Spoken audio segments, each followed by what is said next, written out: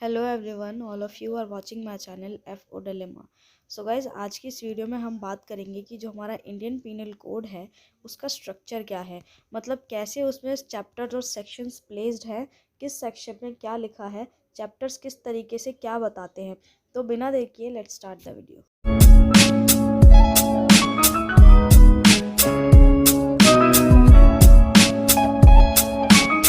Before starting the video मैं आपको बता दूं कि अगर आपको पता नहीं है कि आईपीसी क्या होता है तो इसके ऊपर मैंने ऑलरेडी एक वीडियो बना रखी है। अगर आप चाहते हैं वो देखना तो मैं लिंक डिस्क्रिप्शन में दे दूँगी, आप जाकर देख सकते हैं। अब स्टार्ट करते हैं कि आईपीसी का स्ट्रक्चर क्या है। अब आईपीसी जो है हमारा इंडियन पैनल कोड, इसमें जस्ट लाइक कॉन्स्टिट्यूशन, जैसे कॉन्स्टिट्यूशन में पार्ट्स हैं और उनके अंदर आर्टिकल्स लिखे हुए हैं, उसी तरीके से आईपीसी में भी चैप्टर्स हैं और उनके अंदर सेक्शंस लिखे हुए हैं। अब वन बाय वन देखते हैं कि आईपीसी के इन 23 चैप्टर्स में कितने सेक्शंस हैं और कौन सा सेक्शन किस चैप्टर में आता है। चैप्टर 1 जो है वो इंडियन पीनल कोड का इंट्रोडक्शन है। इंट्रोडक्शन में आ जाता है कि पूरे के पूरे इंडियन पीनल कोड में किस तरीके से ऑफेंसेस पनिशमेंट्स दी जाती हैं उसके बारे में लिखा हुआ है। इस चैप्टर 1 में सेक्शन 1 से लेकर सेक्शन 5 तक इंक्लूडेड हैं। चैप्टर 2 में सेक्शन 6 से लेकर 52 तक आते हैं और इस चैप्टर 2 में जनरल एक्सप्लेनेशन दी हुई हैं। अब वो जनरल एक्सप्लेनेशंस हैं जितने भी इस आईपीसी में कितने भी टर्म्स यूज़ होने वाली हैं, उन टर्म्स की डेफिनेशंस दी हुई है जनरली एक्सप्लेन करते हुए। उसके बाद है चैप्टर 3। इस चैप्टर में सेक्शन 53 से 75 तक इंक्लूडेड हैं और इस पूरे चैप्टर में बताया हुआ है कि किस ऑफेंस के लिए क्या पनिशमेंट दी जाती है। Then comes chapter 4। इस चैप्टर में सेक्शन 76 से लेकर 106 तक इंक्लूडेड है और इस पूरे पर्टिकुलर चैप्टर में बताया हुआ है कि जितनी भी कोड में इस आईपीसी में जितनी भी एक्सेप्शंस हैं उनके बारे में बताया हुआ है। उसके बाद है चैप्टर 5 जिसमें सेक्शन 107 से सेक्शन 120 इंक्लूडेड हैं और इस पर्टिकुलर चैप्टर में बताया हुआ है अबेटमेंट के बारे में। अब अबेटमेंट क्या होता है? जैसे कोई पर्सन किसी को कोई गलत काम करने के लिए, इलीगल काम करने के लिए एनकरेज करे या उसकी हेल्प करे तो वो अबेटमेंट में इंक्लूडेड होता है और ये अबेटमेंट इस चैप्टर में बताया हुआ है। Then comes chapter 5A। इसमें आते हैं सेक्शन 120A और 120B और ये चैप्टर बताता है क्रिमिनल कॉन्स्पिरेसी के बारे में। तो कॉन्स्पिरेसी वर्ड का अगर आप इंडिविजुअल मतलब निकाले तो उसका मतलब होता है षड्यंत्र रचाना। तो क्रिमिनल कॉन्स्पिरेसी का मतलब हुआ कि अगर कोई पर्सन या तो अकेले या किसी के साथ मिलकर आगे कोई इलीगल काम करने का षड्यंत्र रचा रहा है, साजिश कर रहा है, तो उसके लिए जितने भी स्टैट्यूट्स होंगे वो इस चैप्टर में लिखे हुए हैं। उसके बाद आता है चैप्टर 6 और इस चैप्टर 6 में सेक्शन 121 से सेक्शन 130 इंक्लूडेड हैं और इस पर्टिकुलर चैप्टर में बताया हुआ है कि अगर कोई पर्सन स्टेट के खिलाफ कोई ऑफेंस करता है तो उसके सारे प्रोविजंस जो हैं वो इस पर्टिकुलर चैप्टर में लिखे हुए हैं। अब चैप्टर 7 जो है उसमें इंक्लूडेड है सेक्शन 131 से 140 तक और इन सेक्शंस में लिखा हुआ है कि अगर कोई पर्सन एयरफोर्स, नेवी या आर्मी के खिलाफ कोई ऑफेंस करता है तो उसके जितने प्रोविजंस हैं वो इस चैप्टर में लिखे हैं। Then comes chapter 8। इसमें आते हैं सेक्शन 141 से 160 तक। तो और इसमें वो ऑफेंसेस कैटेगराइज्ड हैं जितने भी ऑफेंसेस पब्लिक के अगेंस्ट किए जाएं, पब्लिक पीस को डिस्टर्ब करें, उन सारे ऑफेंसेस को इधर इस चैप्टर में कैटेगराइज किया गया है। Then comes chapter 9। इसमें सेक्शन 161 से 171 तक इंक्लूडेड है और इस पर्टिकुलर चैप्टर में बताया गया है कि अगर कोई पब्लिक सर्वेंट कोई ऑफेंस करता है या कोई भी ऑफेंस पब्लिक सर्वेंट से रिलेटेड होता है, वो सारे के सारे ऑफेंसेस का जो जितने भी प्रोविजंस हैं वो इस चैप्टर में इंक्लूडेड हैं। Then comes chapter 9A। अब इस चैप्टर 9A में सेक्शन 171A से सेक्शन 171L तक है और इस चैप्टर में बताया हुआ है कि जितने भी ऑफेंसेस जो इलेक्शंस में कमिट होते हैं उन सारे के सारे ऑफेंसेस का कैटेगराइजेशन इस पर्टिकुलर चैप्टर में है। Then comes chapter 10।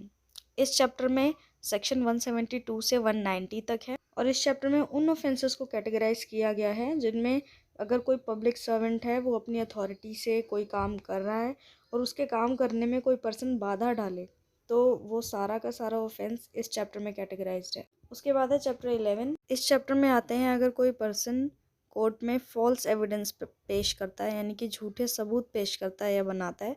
और दूसरी चीज़ इसमें बताई हुई है कि अगर कोई पब्लिक जस्टिस के अगेंस्ट कोई ऑफेंस करता है तो इन दोनों चीज़ों से रिलेटेड प्रोविजंस जो हैं सेक्शन 191 से 229 तक लिखे हुए हैं इस चैप्टर में। देन कम्स चैप्टर 12 जिसमें सेक्शन 230 से 263 तक है और इस चैप्टर में उन ऑफेंसेस के बारे में बताया गया है जो गवर्नमेंट स्टैम्प्स और कॉइन से रिलेटेड होते हैं। देन कम्स चैप्टर 13 जिसमें सेक्शन 264 से 267 तक है और इसमें उन ऑफेंसेस की बात की गई है जो नाप तोल या वेट मेजर से रिलेटेड हो। उसके बाद है चैप्टर 14 जिसमें सेक्शन 268 से 294 तक इंक्लूडेड है और ये चैप्टर बात करता है उन ऑफेंसेस की जो पब्लिक हेल्थ, मोरालिटी या डिसेंसी को ख़राब करते हैं, डिस्टर्ब करते हैं। देन कम्स चैप्टर 15 जिसमें सेक्शन 295 से 298 तक है और इस चैप्टर में उन ऑफेंसेस की बात की गई है जो ऑफेंसेस रिलीजन के, किसी धर्म के खिलाफ किए जाते हैं। उसके बाद है चैप्टर 16 जिसमें सेक्शन 299 से 377 तक है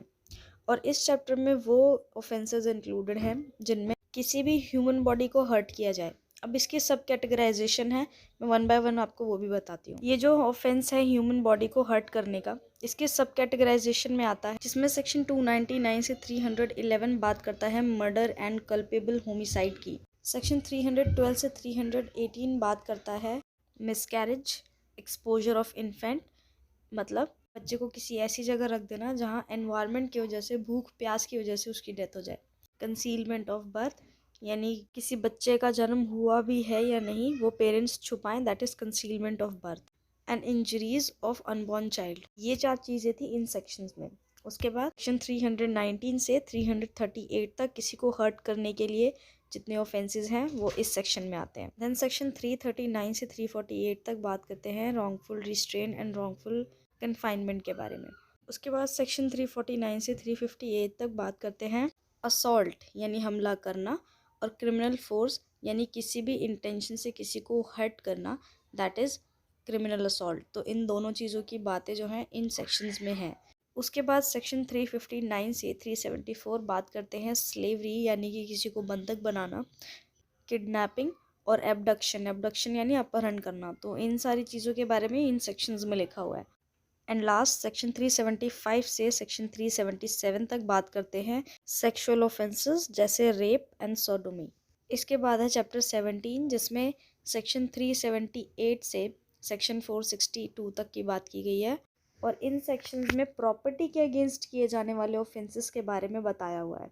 इसका वन बाय वन सब कैटेगराइजेशन बता देती हूँ मैं। सेक्शन 378 से 382 तक बात करते हैं थेफ्ट यानी चोरी होने के बारे में, प्रॉपर्टीज के चोरी होने के बारे में। नेक्स्ट सेक्शन 383 से 389 बात करते हैं एक्सटॉर्शन, एक्सटॉर्शन यानी किसी भी चीज़ को ज़बरदस्ती वसूल करना, दैट इज़ एक्सटॉर्शन। उसके बाद सेक्शन 390 से 402 बात करते हैं चोरी की, लूटपाट की, डकैती की, इन सब चीज़ों की। उसके बाद सेक्शन 403 से 404 बात करते हैं जैसे किसी की प्रॉपर्टी को हम अपना बना लेते हैं किसी गलत यूज़ से, बेसिकली धोखाधड़ी से। उन सब तरीके की चीज़ों को इन दोनों सेक्शंस में इंक्लूड किया गया है। देन सेक्शन 405 से 409 तक बात करते हैं क्रिमिनल ब्रीच ऑफ ट्रस्ट। अब ये क्रिमिनल ब्रीच ऑफ ट्रस्ट होता है अगर कोई पर्सन किसी और की प्रॉपर्टी को अपना मान मिसयूज़ करे, that is criminal breach of trust.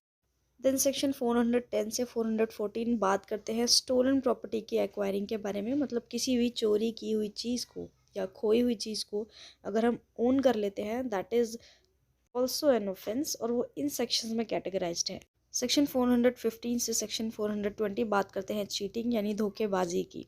Section 421 से 424 बात करते हैं फ्रॉडलेंट डीड्स यानी किसी की आइडेंटिटी को अपने लिए यूज़ करना या किसी प्रॉपर्टी को अपने लिए ओन करना उसकी आइडेंटिटी पे, यानी किसी की प्रॉपर्टी को अपने नाम करा लेना।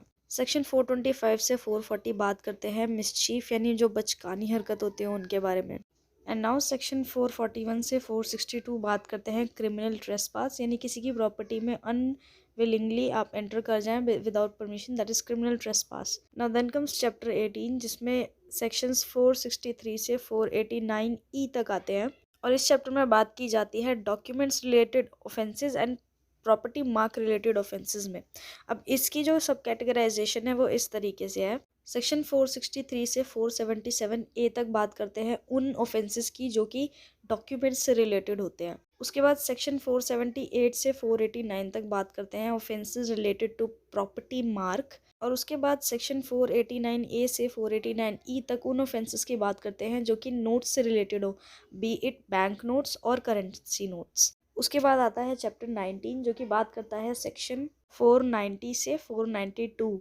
इसमें बताया गया है उन ऑफेंसेस के बारे में जब दो लोगों के बीच कोई कॉन्ट्रैक्ट साइन होता है और उन दोनों लोगों में से कोई एक पर्सन उस कॉन्ट्रैक्ट ऑफ सर्विसेज के टर्म्स एंड कंडीशंस को वायलेट करते हुए अपने ड्यूटीज़ को फुलफ़िल नहीं करता और कॉन्ट्रैक्ट तोड़ देता है, तो वो वाला जो सेक्शन है, ये वाला जो पार्ट है, वो इन सेक्शंस में बताया गया है।